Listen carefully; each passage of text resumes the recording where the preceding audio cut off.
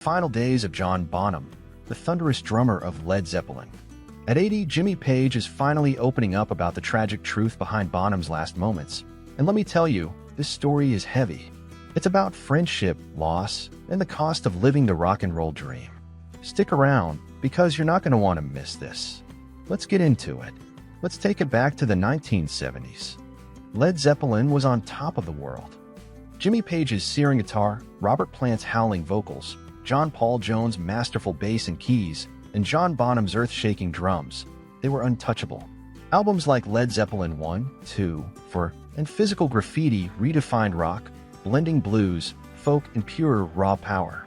Songs like Stairway to Heaven, Whole Lotta Love, Kashmir, and Immigrant Song became anthems for a generation. They were selling out stadiums, living like rock gods, and creating music that still hits like a sledgehammer today. But behind the glory, there was a dark side, and no one felt it more than John Bonham. At 80, Jimmy Page is reflecting on his bandmates' final days, and what he's saying is both gut-wrenching and eye-opening. John Bonham wasn't just Zeppelin's drummer, he was the heartbeat of the band. His style was explosive, blending precision with chaos, and his larger-than-life personality matched his playing. Nicknamed Bonzo, he was known for his wild energy, his love of a good time, and his loyalty to his friends. But by 1980, Bonham was struggling, and the signs were there if you knew where to look. Page, who was not only Bonham's bandmate but one of his closest friends, has been hesitant to talk about this period for years. Losing Bonham was like losing a brother, and the pain has stayed with him. But now, at 80, Page is sharing the tragic truth, and it's a story of addiction, pressure, and a life spiraling out of control. So, what happened in John Bonham's final days? To understand, we need to look at the state of Led Zeppelin in 1980. The band was still huge, but the cracks were showing. The 1970s had been a wild ride, non-stop touring, epic parties, and a lifestyle fueled by drugs and alcohol. By the late 70s, the excess was catching up with them.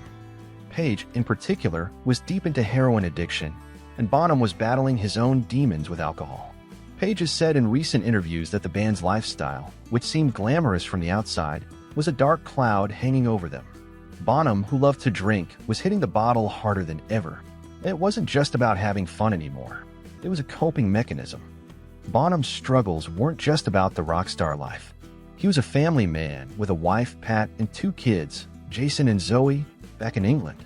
He loved them dearly, but being on the road with Zeppelin kept him away for months at a time. Page has talked about how Bonham would get homesick, missing his family and the quiet life he had in the countryside. The constant grind of touring, recording, and living up to Zeppelin's legend was wearing him down. Bonham was only 32, but he was exhausted, physically, emotionally, and mentally. Page's recent reflections reveal that Bonham was starting to question whether he could keep going. He'd talk about wanting to slow down, maybe even leave the band, but Zeppelin was his life, and walking away wasn't that simple. The tragedy unfolded on September 24, 1980. Led Zeppelin was gearing up for a North American tour, their first in years, and the band was rehearsing at Page's house in Windsor, England. Bonham, as usual, was drinking heavily. Page has said that Bonham started the day with vodka and kept going, downing drinks throughout the rehearsal. By evening, he was wasted, but that wasn't unusual for him. Bonham could handle his liquor, or so everyone thought. After the rehearsal, the band and their crew hung out, and Bonham kept drinking. Eventually, he passed out, and some roadies carried him to a bedroom to sleep it off. No one thought much of it. Bonham had been through plenty of wild nights before. But this time was different. The next morning, September 25, 1980, Bonham was found unresponsive. He choked on his own vomit during the night, a result of extreme alcohol consumption. He was pronounced dead at just 32.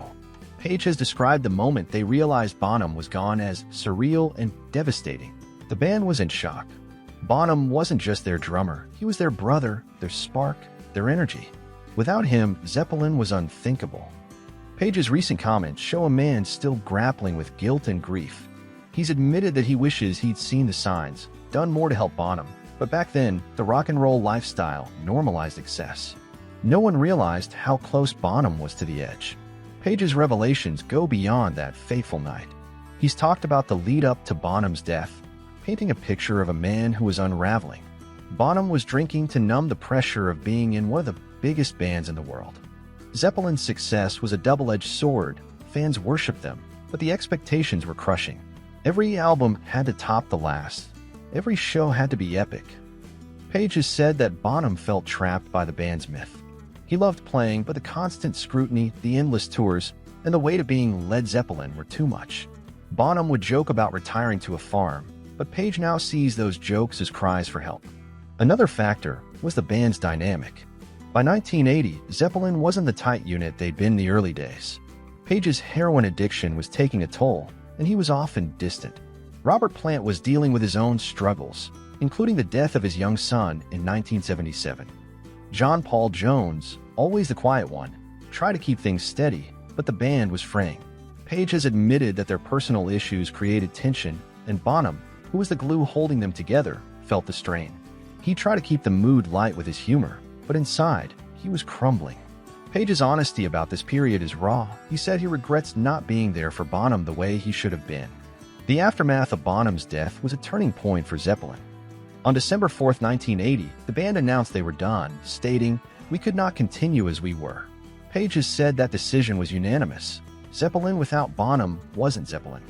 The loss hit Page hard, and he's admitted it took years to process. He threw himself into solo projects and collaborations, but nothing could fill the void. Plant and Jones moved on too, but they all carried Bonham's memory.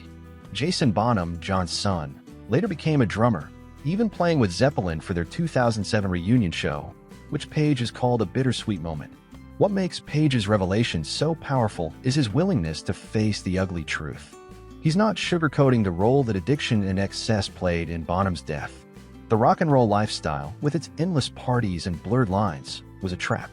Page has said he wishes the band had stepped in, maybe pushed Bonham to get help, but at the time, they were all caught in the same cycle. He's also reflected on the culture of the 70s, where heavy drinking and drug use were seen as part of the gig. It's a sobering look at how the very things that made Zeppelin legendary, their intensity, their chaos, also destroyed them. For fans, this story hits hard. Bonham's drumming was the soul of Zeppelin, from the pounding groove of When the Levee Breaks to the wild energy of rock and roll. Knowing what he was going through in his final days makes those songs feel even heavier. Page's openness at 80 is a gift. It's a chance to understand the man behind a myth and the tragedy that ended an era. It's also a reminder that even the greatest artists are human, with struggles that can't always be fixed by fame or talent. So, what do you think? Were you shocked by Page's revelations about Bonham's final days? What's your favorite Zeppelin song or moment? Drop your thoughts in the comments, and let's keep the conversation going. If you're loving these deep dives into music history, give this video a thumbs up and subscribe